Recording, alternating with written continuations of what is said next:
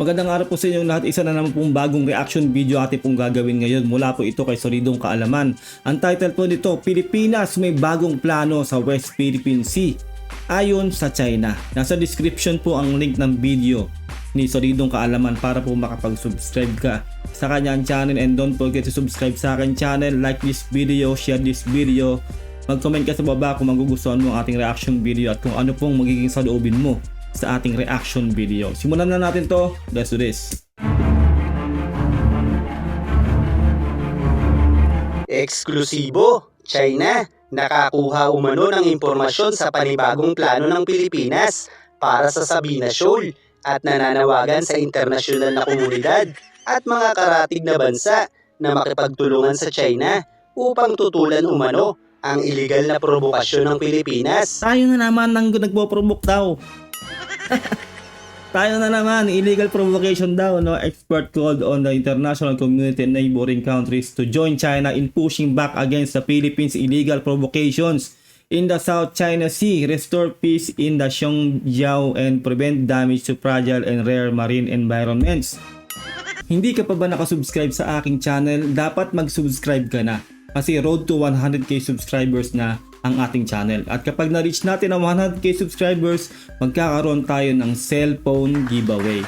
Kaya stay active, like our video, syempre share this video and always subscribe. Mag-iingat po kayo lahat. Maraming salamat. Back to the video. Grabe, tayo pa talaga ang sumisira ng environment, ha? Grabe talaga tong China, tumambaliktad talaga. Ibang level. Sa China upang tutulan umano ang illegal na provokasyon ng Pilipinas. Anong plano nga ba ito? At bakit tila nagpapasaklolo na ang mga Chino? Yan ang ating aalamin sa video ito. Pero bago tayo magpatuloy, ay baka naman pwedeng pakilike itong video. Yes, like this video. Ang panibagong ulat nito lamang August 14, 2024 mula sa nangungunang pahayagan ng China sa Global Times ay nakatanggap umano ang China ng impormasyon sa plano ng Manila na maglalagay umano ito ng bagong sasakyang pandagat bilang semi-permanent presence nito sa Sabina Shoal at nagpapahiwatig na sinira umano ng Pilipinas ang pangako nito. Ayon sa ulat Tayo na naman ang sumira ng pangako. Ako, another black propaganda na naman to, no? Saan naman nila nakuha yung source nila na yan? Sa atin nga, wala tayong alam sa ganyan, di ba?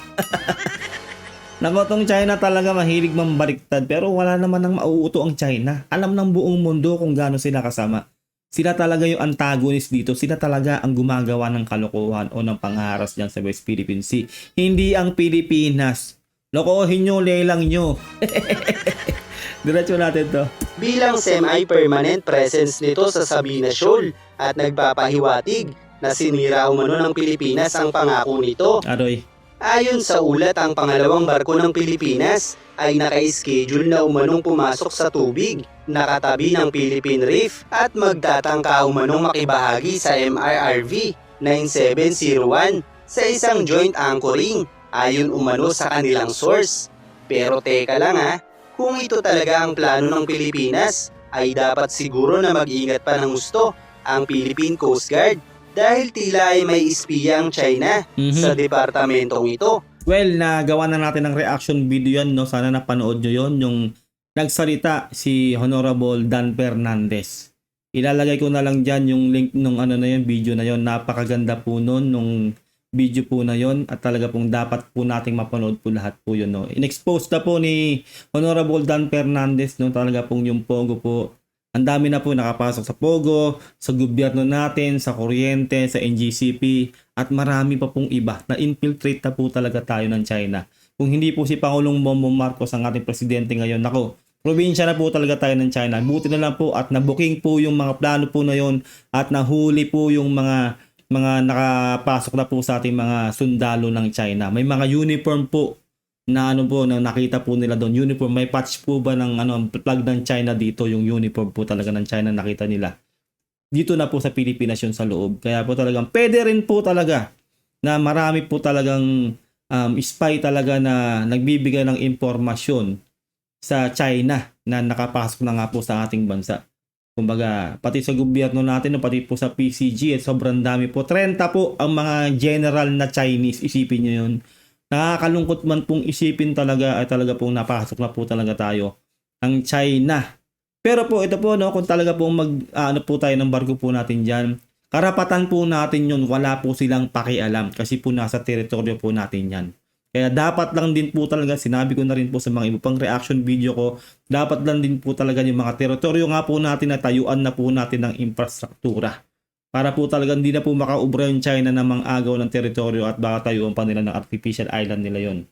Lahat po ng teritoryo sana natin talaga pong improve na po talaga at lagyan ng marker ng ating gobyerno para talagang makita po talaga ng China na eager po tayong ilaban ng ating teritoryo. Pero yung nga po yung nakakalungkot talagang totoong nangyayari ay napasok na po talaga tayo ng China sa ating bansa.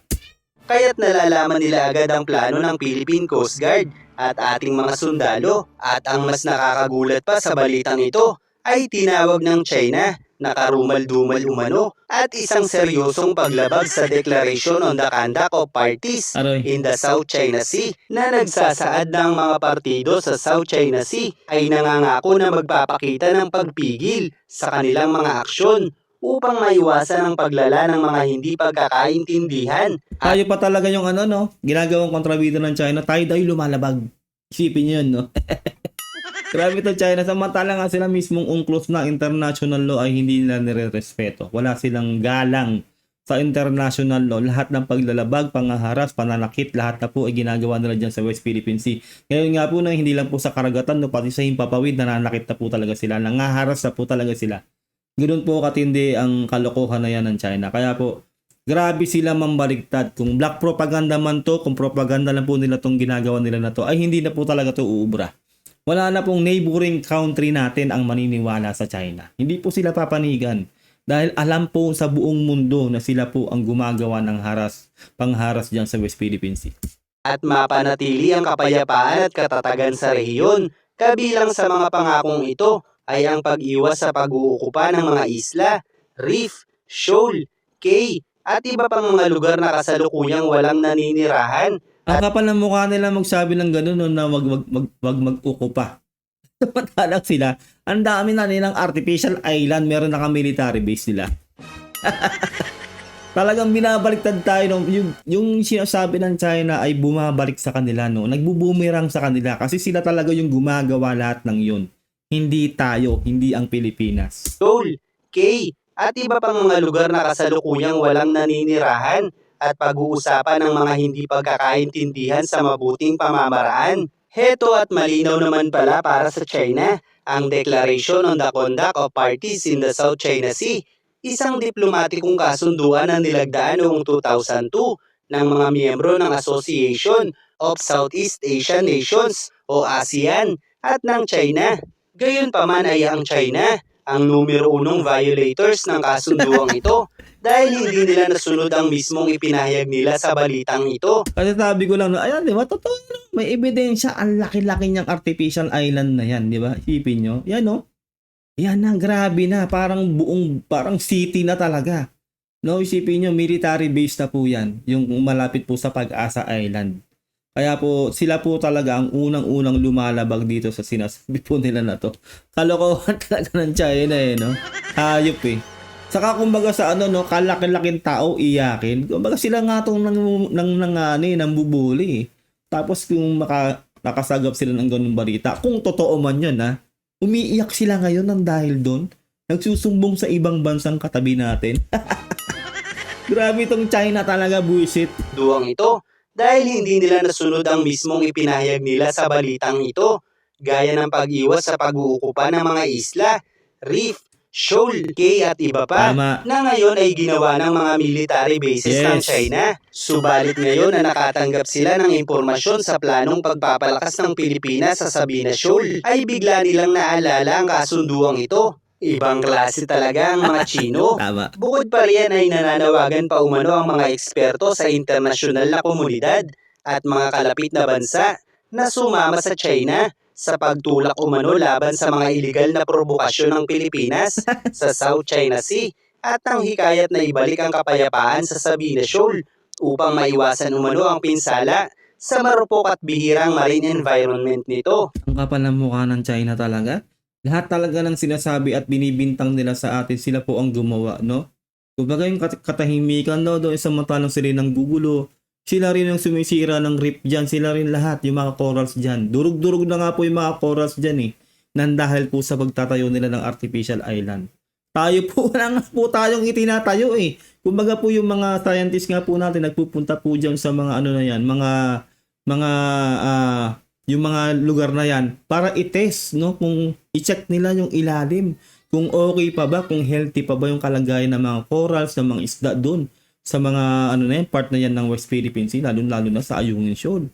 'Di ba? Baliktad talaga ang pag-uutak nitong China. Ang lupit magbintang talaga na sila ang totoong gumagawa. Hayop talaga tong mga Chinese na to eh. Talagang napakatindi ano. Biruin mo yon, matapos ang mga pangwawater cannon, pangli-laser, Yes. paggamit ng piko at bolo, pagpapakawala ng flares sa ating mga eroplano, Tama. at paggawa ng iligal at napakaraming military bases sa ating teritoryo. Sila pa ngayon ang nananawagan sa internasyonal na komunidad laban sa mga Pilipino. Baliktad At nila. sa kabila ng mga kahangalang pinagagawa ng mga Tsekwang ito, ay nakakakuha pa rin sila ng suporta mula sa ibang mga Pilipino. At kung mapapansin natin, Yun nga yung putang inang maano eh. Sorry, nagbura ako, no? Putang ina talaga yun, nakakabuisit.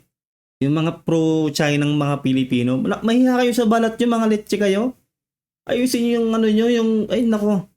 Pilipino tayo, hindi tayo Tsekwa. Tingnan nyo yung ginagawa sa atin. Kung ngayon man ay nakikinabang kayo sa mga Chinese na yan, kayong mga pro-China. Darating ang panahon na wag naman na pag talagang nagkaroon na ng gera, baka umiyak kayo. Nako, baka sinabi nyo, magsisi kayo sa ginagawa nyo na yan. Na pagsuporta dyan sa mga Tsekwa na yan. Walang ano yan sa ating mga Pilipino. Isipin nyo, dapat ang ilaban natin dito yung karapatan natin bilang Pilipino. Manginig kayo sa laman nyo. Mahiya kayo sa mga ano nyo, sa lahi nyo, sa bloodline nyo. Kung ganyan kayo, nako, dapat doon tayo sa ating lahi, hindi sa ibang bansa. Ipagtanggol natin, doon tayo sumuporta sa ating kalahi. Pilipino tayo, hindi tayo Tsekwa. Tandaan nyo yung mga pro-China kayong letse kayo. ang pahayag na ito ng China ay may tuturing na narrative inversion o narrative reversal strategy dahil sinusubukan nilang baliktarin o i-twist ang katotohanan Tama. at pinalalabas nilang sila ang biktima, kaya't nananawagan pa sila ng tulong mula sa iba. Pero dahil nga lantarang naipakita na ng Pilipinas sa panahong ito, ang napakaraming agresyon na ginagawa ng komunistang partido, ay malabong umubra pa sa Pilipinas ang estratehiya nilang ito. Tama. Iyan ay isang malinaw na katunayan na Pera na lang dun sa mga nabayaran, no, yung mga walang hiyang Pilipino na nababayaran ng pera. No, yung mga mukhang pera na talagang hahalik sa puwet ng China, no, mga pro-China nga ng mga yan. No. Siyempre, pera yun eh. Alam nyo naman, di ba, pag pera eh.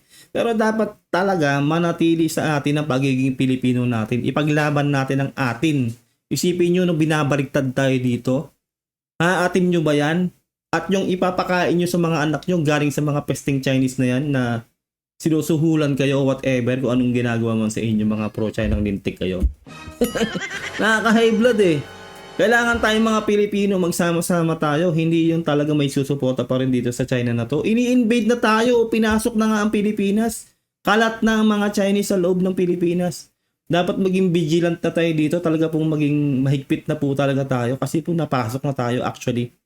No, kaya talaga pong masigasig bang haras talaga tong China kasi alam nila na nakapasok na nga yung ibang grupo nila dito sa atin. May mga uniform na nakita, talaga may patch pa ng China rito.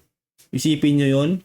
Kaya kung kukubin tayo ng China, meron na nga nakapasok, madali na tayo ma-infiltrate. Buti na lang talaga, nahuli agad dyan dahil po si Pangulong Bongbong ng ating presidente ngayon. Isipin nyo kung hindi si Pangulong Bongbong presidente natin ngayon, wala na talaga. Probinsya na talaga tayo ng China. Real talk yan. Kaya suportahan natin ng ating Pangulong Bongbong Marcos kasi matikas po ang ating Pangulo. Yan ang Pilipino, yan ang leader, yan ang dapat sinusuportahan, hindi yung iba na mga pro-China. bagamat tila ay natatalo ng China ang Pilipinas sa larangan ng kawalang hiyaan, ay nananalo naman ang Pilipinas pagdating sa utakan. Kaya't kahit lait-laitin ng ilang Pilipino ang ating mga Coast Guard at sundalo, ay patuloy pa rin sila sa pagpapakita sa publiko kung papaano nilalapastangan ng China ang ating mga barko at eroplano dahil malinaw sa kanilang kaalaman na maglalagay ito sa posisyon ng China sa negatibong pananaw ng mas maraming bansa sa mundo. Yun yung sinasabi ko nga matagal na no. Marami na po tayong ebidensya talaga na ipon na. Alam na ng buong mundo na talaga po yung China yung gumagawa ng hindi maganda dyan sa West Philippine Sea. Sila yung nananakit, sila yung nangaharas. Kaya international media, pati sila na water cannon na rin sila ng China noon, naka-onboard sila noon sa atin, sa barko natin. Mismong sila nakaranas talaga sila ng panghaharas ng China, na water cannon sila. Mismong sila, tinamaan sila ng water cannon. Kaya wala na pong magagawa, hindi na po mabibilog ng China ang ulo ng buong mundo, no, ng international media at international community. Wala na po talagang maniniwala sa China kasi po tayo po talaga ang hinaharas at hindi po tayo nang poprovoke. Tayo ay gumagawa lang ng ating mission dyan sa West Philippine Sea, sa Ayungin Shoal, sa Baho de Masinloc. Nangingisda lang ating mga mangingisda. Talaga po nagre-resupply mission lang tayo dun sa BRP Sierra Madre. Pero ang China ang nangaharas sa pumapasok mismo sa ating EEZ. Kung tutuusin, trespassing po talaga sila. Sila po talaga ang gumagawa ng kaguluhan dyan sa West Philippine Sea. Hindi tayo. Habang magagamit naman ang Pilipinas ang simpatya ng mas maraming bansa sa Yes. mundo, hindi lamang sa pagkundina at proteksyon ng mga ito laban sa China, kundi pati na rin sa mga oportunidad na dala nito sa ating ekonomiya nang sa ganon ay magpatuloy ang modernisasyon ng sandatahan ng bansang ito upang dumating ang panahon na bukod sa utakan ay magagawa pa nating makipagsabayan sa agresyon ng mga Chino. Ganyan kahalaga ang paggamit ng utak sa labanang ito. Tama. At bagamat may mga pagkakataong masasabi nating nagkulang talaga sa aksyon ng ating mga sundalo, sa ilang mga pagkakataon gaya nito ay malaking bagay pa rin naman na patuloy nilang ipinaglalaban ang ating dangal at teritoryo. Tama. At unti-unti na nating nakikita ang bunga ng mga estratehiyang ito na nagbibigay ng kalituhan sa mga Chino. Kaya't sa kabila ng kanilang pagpapakita ng agresyon sa Pilipinas sa pamamagitan ng puwersa, ngayon naman ay tila pinalalabas na nilang sila ang inaapi ng iba, na tila ay nagpapaawa at Hayop eh. nananawagan ng tulong sa iba.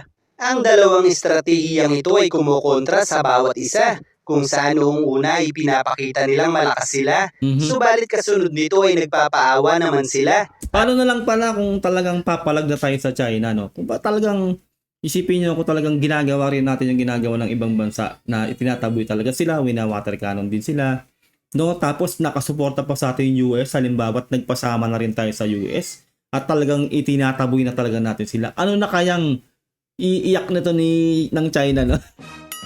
Baka yun talaga, baka lumuha na sila ng dugo talaga niyan, no? Parang tutang pinalo talaga, no? Nag-iiyak eh.